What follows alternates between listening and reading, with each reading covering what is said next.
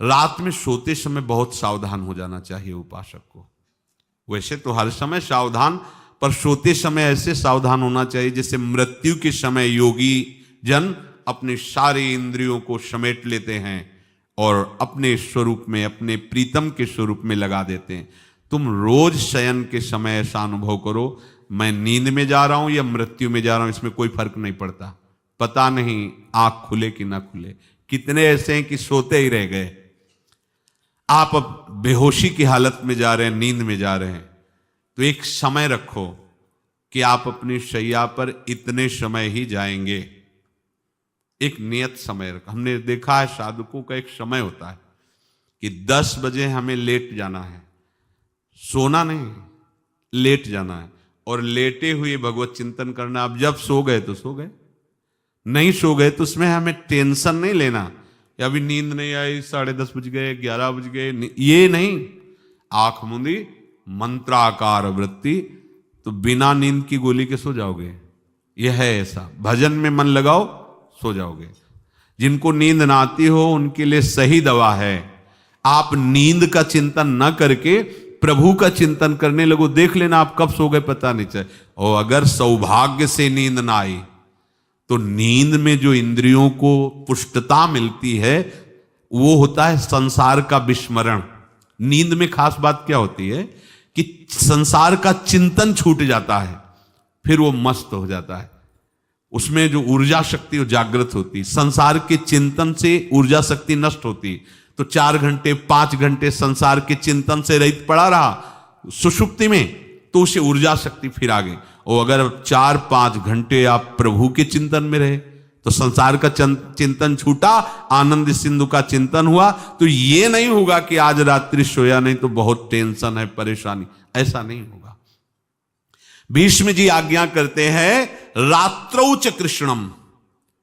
ये बहुत सावधानी की बात, प्रायः इस सावधानी में नहीं रहा जाता।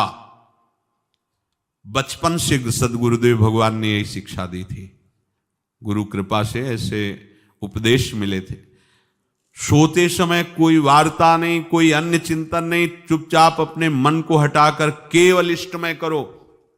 कब नींद आ जाती है इसकी चिंता मत करो, इष्टाकार वृत्ति करके ही सोना चाहिए। तो आगे जो लिखा है पुनरुत्थिताये, जब उठो तब वैसी वृत्ति, तो कुछ दिन बाद स्वाभाविक हो जाएगी, स्वाभाविक हो।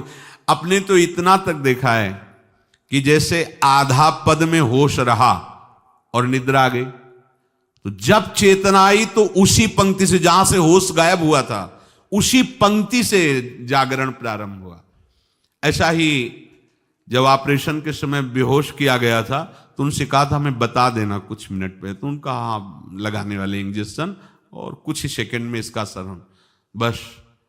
तो जो पद चलाया था, जब होश आया था तो वही पद चल रहा था, मतलब बेहोशी में वो पद अपना अधिकार किए हुए था। ऐसे नींद भी तुम्हारी भजन हो जाएगी, समाधि हो जाएगी, यदि आप सोते समय प्रभु का चिंतन करेंगे। बहुत ही सावधानी की बात है। यदि इस जन्म में परम लाभ लेना चाहते हो तो इस श्लोक को अपना जीवन बनाओ। कृष्णव्रताः, हमारा जीवन का एक ही व्रत है कि हम अपने प्रीतम का भजन नहीं छोड़ेंगे, अखंड भजन। हमें ये नहीं देखना कि उपांशु मानसी को इसमें कितने गुना, हमें गुना बुना नहीं देखना। हमें अपने प्रभु को बोलना नहीं। भजन में मन नहीं लग रहा, पद गा रहे हैं, जोर जोर से चिल्ला रहे हैं, नाम कीर्तन, हमें अपने प्रभु से जुड़े रहना है। कृष्ण व्रताः कृष्ण मनुस्मरन्तो, हमारा निरंतर स्मरण चले, बस ये प्रयास रखना है। जब निरंतर स्मरण की बात कह दी तो फिर आगे कुछ कहना नहीं चाहिए, पर खास बात इसीलिए कहा जाता है कि आप समझ जाओ। रात्रौ च, जब कोई भी ब्रह्मचारी, कोई भी उपासक, कोई भी बैरागी त्यागी महात्मा सोते समय सावधान हो गया तो उसकी रात्रि बहुत गलत जाएगी। खास जब आप सैया पे शयन करते उस समय असावधानी हुई तो विकार छा जाएगा, ध्यान रखना। आपका चिंतन गलत हो जाएगा, आपकी चेष्टा गलत हो जाएगी, जागृत में ना सही तो स्वप्न में। आप सावधान उस समय जरूर रहिए। और उतना ही विश्राम कीजिए जितना आवश्यक हो। व्यर्थ में करवटें मत बदलिए, ये उपासक का स्वरूप नहीं होता। रोगी है तो बात अलग है, बड़े असाध्य रोगों से, नहीं तो ऐसी दिनचर्या नहीं होनी चाहिए।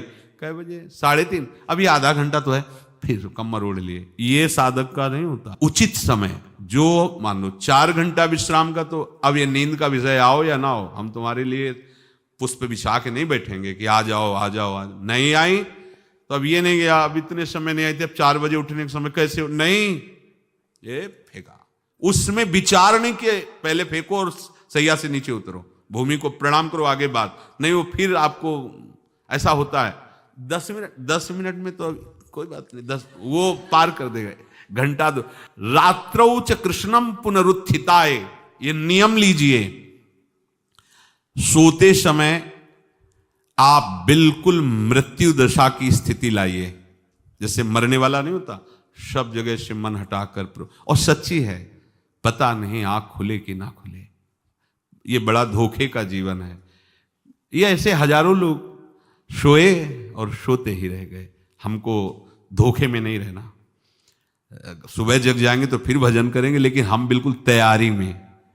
तो जब ये था कि किडनी कभी भी फेल हो सकती, तो हमें ज्ञान तो था नहीं ऐसा उस समय, तो हम रात्रि में जब शयन का सो, तो कपड़े कौन थे, कोई पैंट शर्ट थोड़ी था, सब हटा चला, ऐसे रज लगाई, राधा वल्लभ जी को ऐसे बांधा, चरणामृत लिया, पूरी तैयारी में, क्योंकि पास कोई था नहीं। तो ये होता था कब मर जाए, कैसे बताएं कितना सुख, एकदम युगल चरणारविंद में तदाकार होते ऐसे।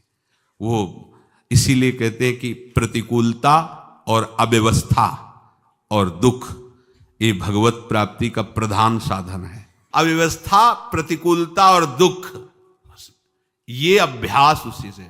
जब शाम के शयन करते तो पहले वृंदावन को प्रणाम करके, और ऐसे भावना में प्रिया प्रिया कहते कि जैसे भी आपके हैं, अगर शरीर छूट जाता है रात्रि में तो आप धोखा ना करना, आप बुला लेना अपने। और कैसे बताओ उस समय कैसे भाव होते थे, कोई पास नहीं, कोई सुविधा नहीं, 1 रुपया नहीं, तो एकदम दैन्यता, एकदम कितना सुख मिलता, वो एकदम केवल भगवद आश्रित। तो रात्रौ च कृष्णम पुनरुत्थिताय, ये बहुत पकड़ने वाली बात है। रात्रि के समय कोई और चिंतन न बनने पावे। देखो अभ्यास, और उस समय खास करके विषय चिंतन बनता है, ध्यान रखना। दिन भर लड़ते रहोगे इंद्रियों से, और जब आप शयन के समय जाओगे तब वो अवसर ढूंढेंगी और आपको विषयों में फंसाने की चेष्टा करेंगी।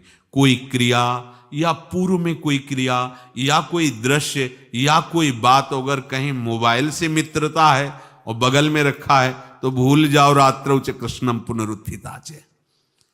जब तक नींद नहीं आती तब तक फिर वो ऐसी सामग्री डाल देगा कि वो बर्बाद हो जाओगे। साधक मान लो, हमारी प्रार्थना मान लो, हम मानते हैं कि आज के समय में यंत्र का बहुत बड़ा प्रभाव है। अब यंत्र का प्रभाव देख लीजिए, यही छाती पे मोबाइल होगा, यही धड़कन के साथ वो घंटी बजे और कुछ नहीं। ऐसा भगवान का खेल रचा है। और इसमें सबसे खतरनाक बात है कि आप जो चाहो देख सकते हो, जहां चाहो, जैसे विश्व की पूरी बात, पूरा विश्वात्मा है, ये विश्वात्मा स्वरूप है, सर्च करो देख। अब अगर साधक सावधान नहीं है तो समाज में तो ऐसे कट गया। अब एकांत में जब शयन के समय गया, उस समय मन आपको फंसाने की चेष्टा। प्रार्थना है, अगर आपके पास मोबाइल हो तो एक उसका समय रखो। अगर आपको ऐसा लगता है कि कोई परिस्थिति आ जाए, हम स्विच ऑफ किए हैं, तो एक और मोड कहते हैं, कोई फ्लाइट मोड दो, क्या मोड में लगा दो, सीधे मत रखो, मोड में लगा दूर रख दो। आप अपने चित्त को प्रभु में जोड़िए। रात्रि के समय मोबाइल का प्रयोग मत कीजिए। मान लीजिए रात्रौ च कृष्णम पुनरुत्थिताय, सुबह उठते ही आपको कुछ चिंतन नहीं करना। सबसे पहले उठते ही, यदि आपके अभ्यास में आ गया तो ऐसा ही होगा, नहीं तो आपको पहले सदगुरुदेव भगवान का प्रणाम नमस्कार और कुछ भक्तों का, और फिर नाम जप, भले 5 मिनट ही करो, अपने आराध्य देव का सुमिरन, फिर अपनी दिनचर्या करो।